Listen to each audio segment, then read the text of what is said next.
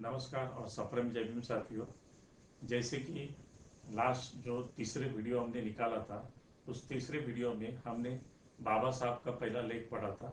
बाबा साहब ने उस लेख का नाम सुराज्य से स्वराज्य अच्छा यह था।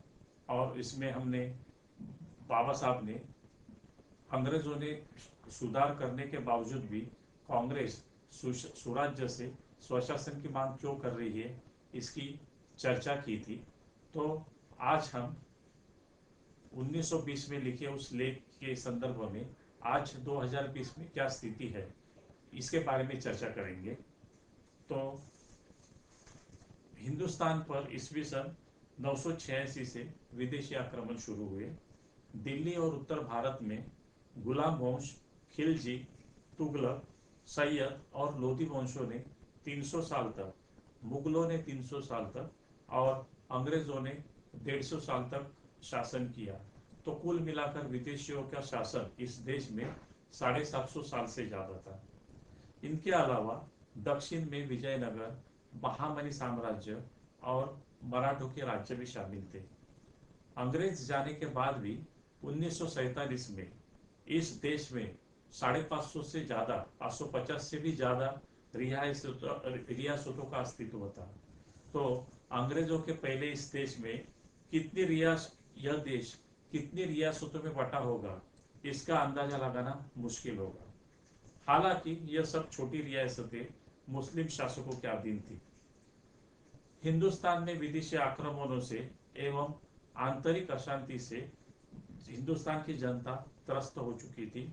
इन अवस्थाओं में अंग्रेजों ने इस देश पर पूरा कब्जा किया और शासन व्यवस्था स्थिर करने के लिए भौतिक सुधारों के साथ सामाजिक एवं आर्थिक सुधार भी किए। शासन चलाने के लिए लोगों को अंग्रेजी भाषा से परिचित किया। ऐसे त्रस्त देशों में अंग्रेजी सत्ता के अमल से पूरे देश में शांति स्थापित हुई। इन हिंदुस्तान पर इन विदेशी आक्रमणों से हमें कुछ महत्वपूर्ण प्रश्न उठते हैं। पहला प्रश्न है, क्या इन परकीय शासकों ने इस देश को लूटकर भूखे कंगाल किया है? दूसरा प्रश्न है, इन विदेशी आक्रामकों को हम रोक क्यों नहीं पाए?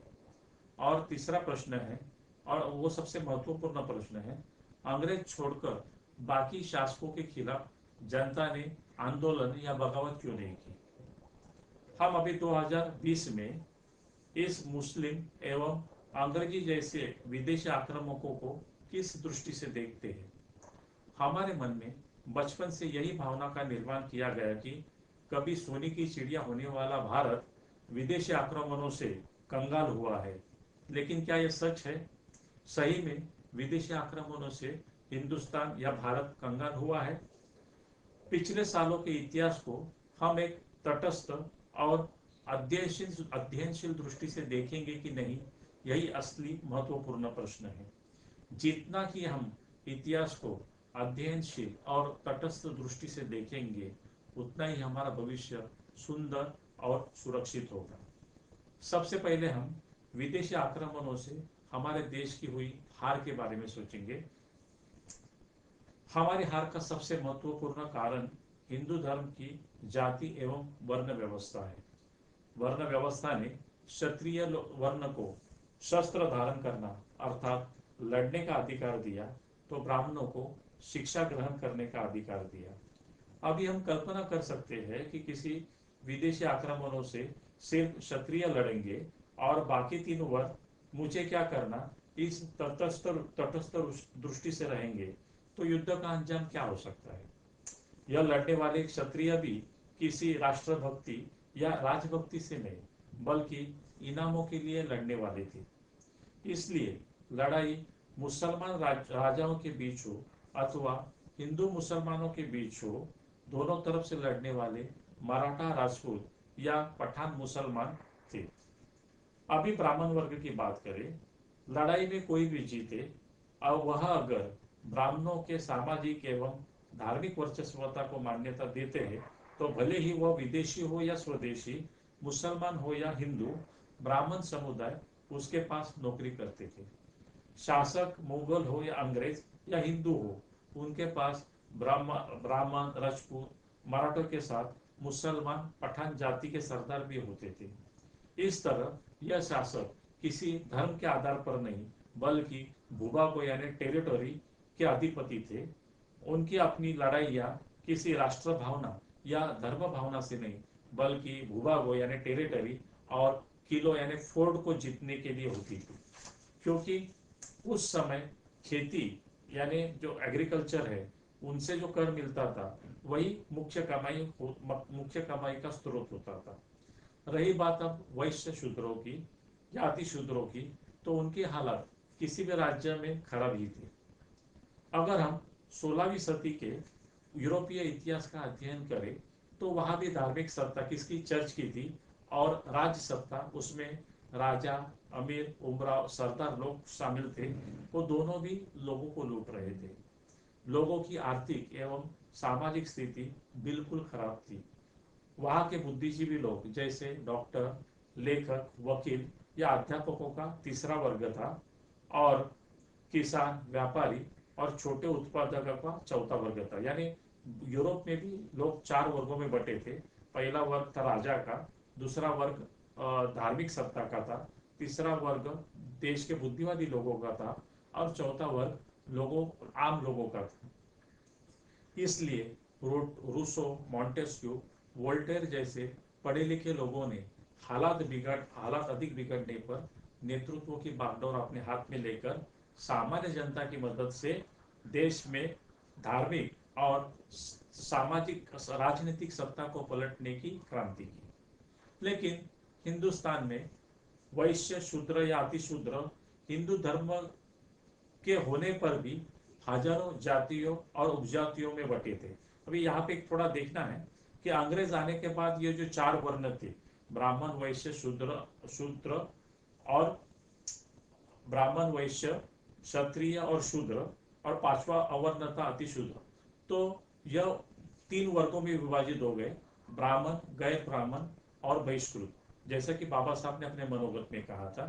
तो ये जो गैर ब्राह्मण और बहिष्कृत जातियां थी वो हजारों जातियां और उपजातियों में बटी थी।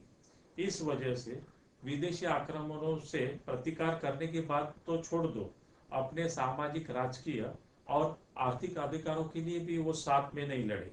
इसलिए हिंदुस्तान में अपने हार के लिए विदेशी जिम्मेवार न होकर हमारा धर्म ग्रंथों के द्वारा निर्मित वर्ण जाति व्यवस्था ही जिम्मेदार है। अब प्रश्न उठता है, क्या इन विदेशी आक्रामकों ने इस देश को लूटकर भूखे कंगाल किया? अगर हम तुगलक, लोधी, खिलजी या मुगलों जैसे मुस्लिम शासकों के इतिहास का अध्ययन करेंगे तो उन्होंने इस देश पर शासन जरूर किया है, लेकिन वह हिंदुस्तान में ही आए, हिंदुस्तान में बसे और यहीं पर उन्होंने अपना दम तोड़ा।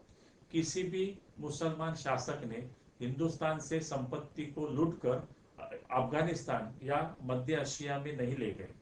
उन्होंने अपनी संपत्ति का उपयोग इस देश के लिए किया था। अंग्रेजों के बारे में, अंग्रेज विदेशी शासक थे और यह सच है कि उन्होंने इस देश को लूटकर संपत्ति अपने देश ब्रिटेन ले गए, लेकिन इसके लिए यूरोप की औद्योगिक क्रांति जिम्मेदार है।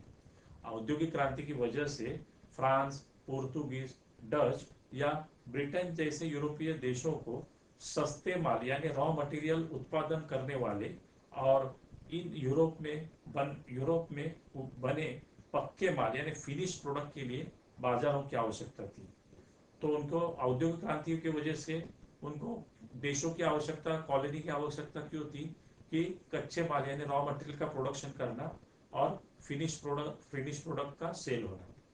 इसलिए इन देशों ने आशिया, अफ्रीका और अमेरिका जैसे अनेक खंडों में अनेक देशों को वसाहत के रूप में विकसित किया।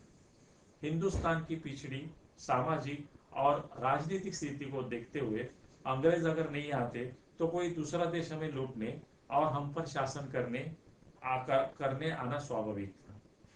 मुस्लिम या अंग्रेजी शासकों से हमारे देश में विकास हुआ है, यह हमें मानना ही पड़ेगा। दोनों शासकों के कार्यकाल में अनेक मॉन्यूमेंट का निर्माण हुआ है जो आज भी हमारे देश की गौरवपूर्ण धरोहर है। अंग्रेजों द्वारा किए सामाजिक सुधारों से आज भी हम उनके कृतज्ञ रहेंगे। अभी हम यूरोप और हिंदुस्तान के इतिहास से उनमें फर्क और समानता का अध्ययन करेंगे तो हमें यह काफी उपयुक्त सिद्ध होगा। अभी ये एक पहला मुद्दा है, उसमें दोनों जगह यूरोप या हिंदुस्तान में दोनों जगह राज्य सत्ता थी। दोनों ही जगह राज सत्ता में राजा, उमराव, सरदार, उमराव यानी लैंडलॉर्ड, तो राजा, उमराव, सरदार शामिल थे। लेकिन फर्क क्या था कि हिंदुस्तान में एक ही राजा का शासन न था, बल्कि अलग अलग जगह अलग राजाओं का शासन था। जनता भी इन अलग राज्यों की वजह से उनमें आपसी मेलजोल नहीं था। दूसरा मुद्दा यह है कि दोनों जगह समांतर धार्मिक सत्ता थी। इसका मतलब राजा भी था, राजा को पैरेलल धार्मिक सत्ता भी थी। यूरोपीय देशों में एक धर्म यानी क्रिश्चियन धर्म होने से पोप और उनके धर्म गुरु की सत्ता लोगों पर थी। हिंदुस्तान में धार्मिक और सामाजिक सत्ता ब्राह्मणों के पास थी। हिंदुस्तान के मुसलमानों की धार्मिक सत्ता उनके उलेमाओं के साथ में थी। दोनों ही धर्म के जो उलेमा हो या ब्राह्मण हो, लोगों का शोषण कर रहे थे। और सबसे बड़ी बात यह है कि दोनों देश में कॉमन है कि वहां के शासक सामाजिक और धार्मिक मामलों में अपनी दखल अंदाजी नहीं दे रहे थे। तीसरी महत्वपूर्ण बात है कि यूरोप में बुद्धिवादी वर्ग भी राज सत्ता और धार्मिक सत्ता द्वारा शोषित था और वही क्रांति में अग्रणी था। यूरोप में शोषित और शोषण करने वाले दोनों भी एक ही धर्म होने से सामाजिक और आर्थिक क्रांति राजनीति और धार्मिक शक्ति पर हावी हो गई। अभी ये बात बहुत इंपॉर्टेंट है कि देखिए कि राज सत्ता और धार्मिक सत्ता एक जगह में थी और दूसरी जगह में बुद्धिवादी लोग और आम जनता थी, लेकिन ये चारों भी एक ही धर्म के क्रिश्चियन धर्म के थे। इसलिए ये जो बुद्धिवादी लोग और सामान्य जनता ने क्रांति की, लेकिन क्रांति में क्या हुआ कि आर्थिक और सामाजिक मुद्दे जो धार्मिक और राजनीतिक मुद्दे के ऊपर हावी हो गए। लेकिन हिंदुस्तान में क्या हुआ? हिंदुस्तान में जो मैंने बताया था कि गैर ब्राह्मण और बहिष्कृत, उनके पास शिक्षा के अधिकार नहीं थे और वो आबादी में भी बहुसंख्य थे। लेकिन सभी हिंदू होने के बावजूद भी वह हजारों जातियों में विभाजित थे। रोटी बेटी बंदी और छुआछूत के व्यवहार से हर एक जाति एक स्वतंत्र राष्ट्र थी। हिंदुस्तान में ज्ञान के संचय के अधिकार एक ही जाति यानी ब्राह्मणों के पास होने से वह शोषण करने वाले और बुद्धिवादी दोनों थे। अभी ये बहुत इंपॉर्टेंट फर्क है कि यूरोप में देखेंगे तो बुद्धिवादी वर्ग शोषित तो शासन या शोषण करने वालों से अलग था, लेकिन यहाँ पे शिक्षा का अधिकार किसके पास था? ब्राह्मणों के पास था और वही उनके पास धर्म सत्ता भी थी, तो वही शोषण करने वाले थे। तो इस तरह हजारों जातियां, तो इस तरह ये जो गैर ब्राह्मण और बहिष्कृत हजारों जातियों में विभाजित थे और उनमें बुद्धिवादी लोगों का अभाव था। इसकी वजह से यूरोप की तरह शोषित और शोषण करने वाले दोनों भी हिंदू थे। तो दोनों भी हिंदू होने के बावजूद सामाजिक और आर्थिक क्रांति राजनीति और धार्मिक शक्ति पर हावी नहीं हो पाई। अभी यहाँ पे बुद्धिवादी न होने के कारण और ये जो पिछड़ी जातियां थी गैर ब्राह्मण और बहिष्कृत, ये जातिवाद की वजह से हजारों जातियों में बिछड़ी होने के कारण यहाँ पे सामाजिक और आर्थिक क्रांति धार्मिक या राजनीतिक क्रांति पर हावी नहीं हो पाई। यही कारण है कि अंग्रेजों के पहले शासक विदेशी और परधर्मी होने के बावजूद जनता ने उनके खिलाफ आंदोलन नहीं किया। फिर सवाल आता है कि उन्होंने अंग्रेजों के खिलाफ बगावत क्यों की? पूरे देश में सत्ता स्थिर करने के लिए और प्रशासन सुधार यानी एडमिनिस्ट्रेटिव रिफॉर्म करने के लिए पूरे देश में अंग्रेज ने एक शासन का प्रसार, एक कानून का प्रसार, दूसरे रेलवे और अच्छे रास्तों यानी ट्रांसपोर्टेशन बढ़ने और तीसरी बात, अंग्रेजी शिक्षा के प्रसार से देश के विभिन्न प्रांतों के लोगों का आपसे भाईचारा बढ़ने लगा। साथ ही अमेरिका या यूरोपियन क्रांति के अध्ययन से उन्हें भी राज्य सत्ता को नियंत्रित करने की प्रेरणा मिली। सभी बुद्धिवादी लोगों ने मिलकर कांग्रेस की स्थापना की और ड्रेन थियरी के माध्यम से, ड्रेन थियरी यानी क्या कि डॉक्टर दादा भाई नौरोजी ने पहली बात ये बताया था कि ड्रेन थियरी यानी ब्रिटिश किस तरह देश को लूट रहे हैं, तो ड्रेन थियरी के माध्यम से ब्रिटेन किस तरह हिंदुस्तान की लूट कर रहा है यह भी जान दिया। लेकिन क्या यही कारण था अंग्रेजों के खिलाफ असंतोष का? तो देश में भौतिक और प्रशासनिक सुधारों के साथ अंग्रेजों द्वारा किए सामाजिक सुधार सबसे महत्वपूर्ण है। यानी अंग्रेजों ने देश में भौतिक और राजनीतिक सुधार किए, लेकिन सबसे महत्वपूर्ण सुधार सामाजिक सुधार थे। तो सामाजिक सुधारों में जैसे बाबा साहब ने कहा था कि सभी को शिक्षा देने के लिए स्कूलों की स्थापना की, सभी जातियों में या और खासतौर पर बहिष्कृतों को सेना में भर्ती किया और उनको शस्त्र और संपत्ति धारण करने का अधिकार दिया। अभी आपको सबको मालूम है कि बाबा साहब के पिताजी भी आर्मी में सूबेदार थे। और तीसरी बात, देश की 50% आबादी वाली महिलाओं को शिक्षा और सतीबंदी, विधवा विवाह मान्यता जैसे सामाजिक अधिकारों की भी मान्यता दी। शिक्षा के अधिकारों से शिक्षित होकर महात्मा फुले, छत्रपति शाहू महाराज और डॉक्टर अंबेडकर जैसे बहुजनों ने हिंदू धर्म के ब्राह्मणवाद पर हमला बोल दिया। न्यायमूर्ति रानडे, आगरकर, राजा राममोहन राय जैसे ब्राह्मणों ने भी हिंदू समाज में सुधार होने की आवश्यकता जाहिर की। इस तरह वर्ण जाति व्यवस्था को खत्म होते या उद्ध्वस्त होते देखकर अपनी सामाजिक सत्ता को नष्ट होने से कर्मठ ब्राह्मणों ने अंग्रेजों के खिलाफ बगावत शुरू की। हिंदुस्तान का आर्थिक शोषण एक बहाना हो सकता है। कांग्रेस के बहुसंख्य सदस्य पढ़े लिखे ब्राह्मण और पारसी सभासद थे। उन्हें हिंदुस्तान के शोषण पर बोलने का कोई नैतिक अधिकार नहीं था, क्योंकि वो हजारों साल से उनके अपने देश में शूद्रों या अतिशूद्रों को शिक्षा, संपत्ति और शस्त्र धारण करने के अधिकारों को नकारा था। तो अंग्रेजों को भी ये मालूम था, तो अंग्रेज उनकी कहाँ सुनते थे। तो दोस्तों, आज भी हमारा मन कंपित हो उठता है कि अगर अंग्रेज इस देश में सामाजिक सुधार नहीं लाते, हो सकता है कि उन्हें, अगर वो सामाजिक सुधार नहीं लाते तो हो सकता है कि उन्हें 40-50 साल और भी शासन करने का मौका मिलता था। लेकिन इन सामाजिक सुधार के अभाव से, अगर वो सामाजिक सुधार नहीं करते तो क्या महात्मा फुले, छत्रपति शाहू महाराज और डॉक्टर अंबेडकर जैसे सुधारक निर्माण होते? नहीं होते।